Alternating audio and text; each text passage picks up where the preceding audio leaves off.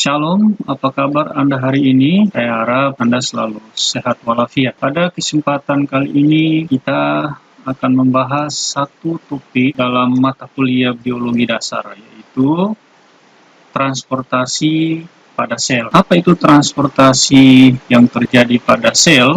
Kita akan mengetahuinya lebih lanjut pada slide-slide berikutnya.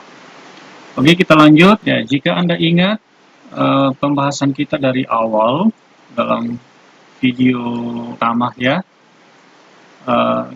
di situ disebutkan mengenai teori sel.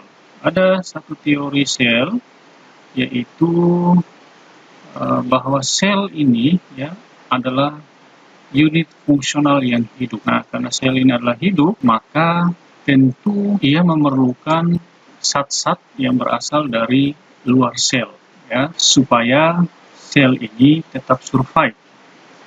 Jadi ia memerlukan zat-zat yang berasal dari luar sel. Kemudian zat-zat ini ya akan masuk di dalam sel ini dan mengalami proses kimia yang biasa disebut metabolisme ya. Hasil dari metabolisme ini akan menghasilkan ATP, kemudian juga menghasilkan zat-zat lain, termasuk zat sisa yang tidak diperlukan lagi oleh sel. Nah, zat sisa ini akan dikeluarkan dari dalam sel ke luar sel. Jadi ada zat yang masuk, kemudian ada zat yang keluar ya. Masuk dan keluarnya zat dari atau ke sel itu kita kenal dengan istilah transport. Nah, karena pintu utama keluar masuknya zat itu adalah membran plasma ini, diperbesar jadinya ini ya. Kita sudah pelajari di video sebelumnya. Jadi ini adalah membran plasma yang memiliki sifat selektif permeable, kadang juga dikenal dengan lipid bilayer ini ya. Jadi zat yang masuk ataupun zat yang keluar melalui pintu membran plasma ini ya, sehingga dikenal transport membran ya. Ini contohnya, di sini adalah luar sel, ini adalah dalam sel ya. Jadi ada beberapa zat yang masuk seperti ion natrium, kemudian ada molekul glukosa, kemudian ada asam amino ya, kemudian ada oksigen, air dan lain-lain ya. Itu diperoleh dari luar sel masuk ke dalam sel. Nah, ada juga ada juga zat yang dikeluarkan dari dalam sel ke luar sel ya. Contohnya adalah ion kalsium ya, kemudian ada ion hidrogen ya. Nah, nanti juga ada karbon dioksida yang sudah tidak diperlukan lagi ya. Ini contoh zat-zat yang keluar masuk ke atau dari sel melalui membran plasma ini ya, membran plasma atau selaput bilayer yang memiliki sifat selektif permeable ya. Kita lanjut ya. Transportasi pada sel itu umumnya dibagi atas 3 bagian utama, yaitu transportasi pasif ya. Nah, transportasi pasif ini itu dibagi 2 lagi, yaitu ada difusi, kemudian ada osmosis. Nah, difusi itu dibagi 2 lagi, ada yang sederhana, kemudian ada yang terfasilitasi. Nah, terfasilitasi itu artinya ada fasilitatornya nanti yang membantu dalam terjadinya transport itu ya. Kemudian ada osmosis ya. Tidak lain itu adalah difusi, tetapi difusi zat pelarut ya, atau air. Nah, selain transport pasif ada transport aktif ya. Nah, kenapa dibilang transport aktif? Karena dalam proses transport zat keluar atau masuk sel itu menggunakan energi, ya. Ya, karena dia melawan gradien konsentrasi, yaitu konsentrasi dari konsentrasi rendah ke konsentrasi yang tinggi, ya. Nah, ini ada dua jenis transport aktif primer.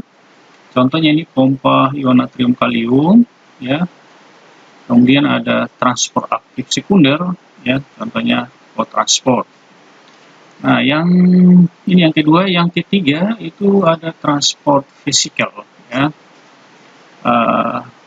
Dibagi dua lagi, ada endositosis. Endositosis ini di mana zat itu masuk ke dalam sel dengan cara memakan, ya, fagositosis atau meminum, yang dikenal pinositosis, ya. Selain zat masuk ke dalam sel dengan dua cara ini, ada lagi yang dikenal dengan eksositosis, ya, yaitu dengan cara memuntahkan, ya. Oke, kita akan tahu mengenai definisi dari ketiga transport ini, ya, pada slide berikutnya. Ya, ini transport pada membran. Ya, tadi sudah disebutkan ada 3, transport pasif. Nah, ini penjelasannya. Perpindahan molekul menuruni gradien konsentrasi dan bersifat spontan. Ya, supaya lebih jelas, kita lihat di sebelah ini. Ya, jadi transport pasif itu merupakan mekanisme transport yang tidak memerlukan energi dan terjadi secara spontan.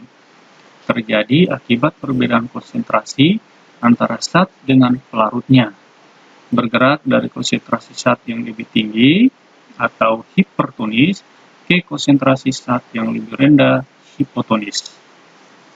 Transport pasif meliputi difusi dan osmosis, ya. Jadi transport pasif ini, ya, adalah perpindahan zat dari konsentrasi yang tinggi ke konsentrasi yang rendah. Nah, karena itu biasanya terjadi secara spontan, ya. Kemudian yang kedua, transport aktif. Ya, arah perpindahan dari transport ini melawan gradien konsentrasi dan bersifat tidak spontan. Ya, melawan gradien konsentrasi berarti dari rendah ke tinggi, begitu, ya. Kita lihat penjelasannya di slide ini, ya. Merupakan mekanisme transport yang memerlukan energi dari dalam sel untuk melawan gradien konsentrasi, ya. Di sini penekanannya melawan gradien konsentrasi.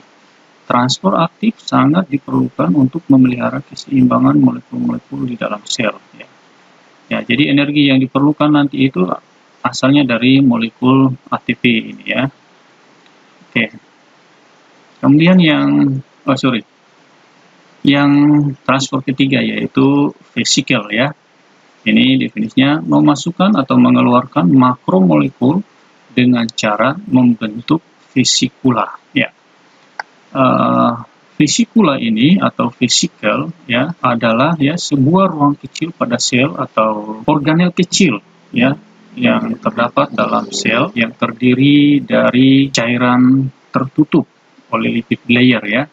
Terjadi secara alami apabila ada proses eksositosis atau sekresi, ya, pengeluaran. Juga terjadi secara alami apabila ada peristiwa fagositosis dan endositosis atau penyerapan zat, ya. Kita lanjut ke slide berikutnya. Ya, ini sudah tadi. Ya, kita langsung pada bagian transport pasif, ya. Di situ salah satunya adalah difusi. Ya, apa itu difusi? Ya, ini penjelasannya ada di sini, ya. Pergerakan acak partikel-partikel dari konsentrasi tinggi ke konsentrasi rendah hingga mencapai konsentrasi yang sama atau kesetimbangan, ya. Ya. Partikel yang dapat berdifusi melalui membran sel adalah partikel yang berukuran kecil. Molekul melewati membran secara langsung, ya. Jadi ini difusi, peristiwa perpindahan zat dari konsentrasi tinggi ke konsentrasi rendah ini ya.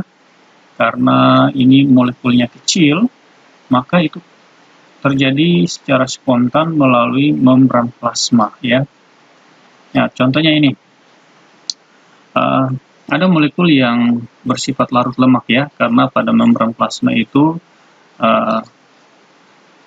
terdiri dari lemak ya. Ya, contoh molekulnya adalah oksigen ya. Kemudian karbon dioksida ini yang keluar ya, dan nitrogen.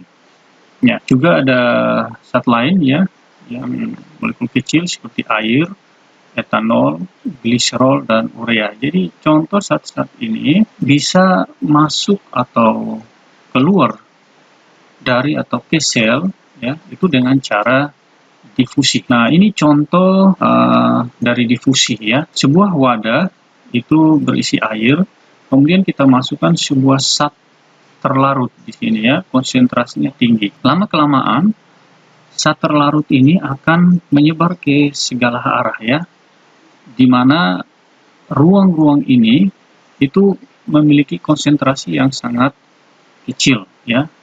Nah, pada saat tertentu zat terlarut ini akan menyebar merata, memenuhi ruangan yang kosong ini ya, sampai terjadi kesetimbangan seperti ini ya.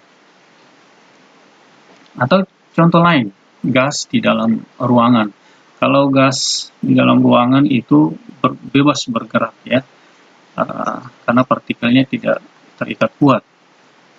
Apabila ini kita sekat ya, seperti ini, kita sekat, kemudian jumlah partikel gasnya di sini lebih banyak ya, di sini sedikit, maka otomatis partikel gas yang banyak di sini akan mengalir ke ruang sebelah sini yang partikel gasnya sedikit ya.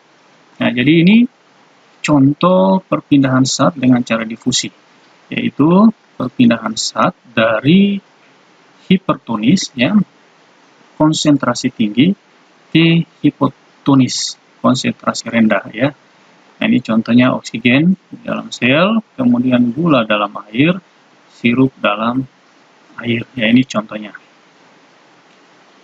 Ya, ini contoh lain dari difusi. Sebuah wadah ini terdiri dari pelarut ya, solvent. Kemudian ada solut. Solut ini adalah zat terlarut ya, memiliki konsentrasi yang sangat tinggi ya. Lama-kelamaan solut ini atau zat terlarut ini akan menyebar ke segala arah ya, di mana di ruang-ruang atau celah-celah ini konsentrasinya sangat kecil sekali ya, bahkan tidak ada sini ya. Akibatnya apa? Zat terlarut ini akan menyebar ke segala arah. Dia menyebar ya, seperti ini. Nah, hingga pada akhirnya terjadi kesetimbangan antara zat pelarut dan zat terlarut. Nah, ini difusi.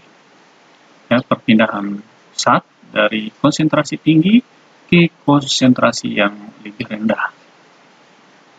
Ya, ini contoh lain lagi difusi pada zat padat, di mana zat itu diletakkan di dalam wadah yang berisi zat pelarut, air, ya. Maka pada waktu tertentu, ya, seperti ini gula, katakanlah ini sukros, dia akan menyebar ke segala arah ya. Nah, di sini kan daerah di mana konsentrasi sukrosanya sangat tidak ada di sini ya, sangat sedikit, sangat kecil ya. Lama-kelamaan zat padat sukros ini akan menyebar ke segala arah ya. Ya, ini sampai terjadi equilibrium atau kesetimbangan antara zat pelarut dan zat terlarut. Ya, ini contoh difusi pada zat padat. Nah, sekarang difusi terfasilitasi. Kita bilang difusi terfasilitasi itu karena ada yang membantu ya. Nah, siapa yang membantu? Yang membantu itu adalah protein ya. Protein itu disebut protein kanal atau carrier protein ya. Ya, jadi ini facilitated diffusion atau diffusion dipermudah dengan bantuan protein kanal atau carrier, contohnya glukosa dan asam amino dalam sel ya. Jadi perhatikan di sini, ini adalah luar sel, ini di dalam sel ya. Pada umumnya zat yang akan masuk ke dalam sel ya, seperti glukosa dan asam amino ya, apabila tidak menembus bilayer ini ya, membran plasma ini, ada penyebabnya ya. Makromolekul ini lebih besar dari lipid penyusun membran plasma ini ya. Nah, atau molekul ini tidak larut di dalam lemak karena membran plasma itu salah satunya disusun oleh lemak ya. Kalau ini tidak secara alami tidak menembus membran bilayer ini, maka dia butuh bantuan untuk bisa masuk ke dalam sel ini ya. Nah, dibantu oleh ini tadi protein kanal ya, atau protein pembawa atau carrier protein ini ya. Nah, ini juga terjadi dari konsentrasi tinggi ke konsentrasi yang rendah. Begitu juga ini sama ya. Jadi dibantu dengan protein pembawa di membran plasma sehingga membentuk kanal dan molekul bergerak melintasi membran ya. Jadi molekul ini akan membuat atau membentuk kanal ya, semacam rongga ya, di mana rongga itu nanti yang digunakan oleh molekul ini ya untuk masuk ke dalam sel ya. Itu difusi terfasilitasi. Nah, ini contoh lain dari difusi terfasilitasi atau difusi dipermudah ya.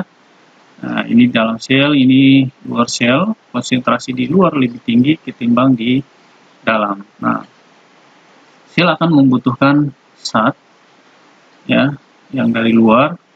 Nah, akan bergerak, saat ini akan bergerak ke dalam sel, tapi tidak bisa melewati membran bilayer yang selective permeable ini ya. Nah, karena dia tidak bisa, maka dibutuh bantuan melalui protein ini, di mana protein ini akan membuat kanal atau rongga ya. Nanti rongga ini yang dimanfaatkan oleh zat ini untuk masuk ke dalam sel seperti ini ya. Nah, jadi pertama dia membuka dulu, setelah membuka sel akan masuk ya. Nah, sel akan ada di sini, kemudian ujung bawahnya akan membuka dan ujung atas dia menutup seperti ini ya, menutup, ujung bawahnya membuka.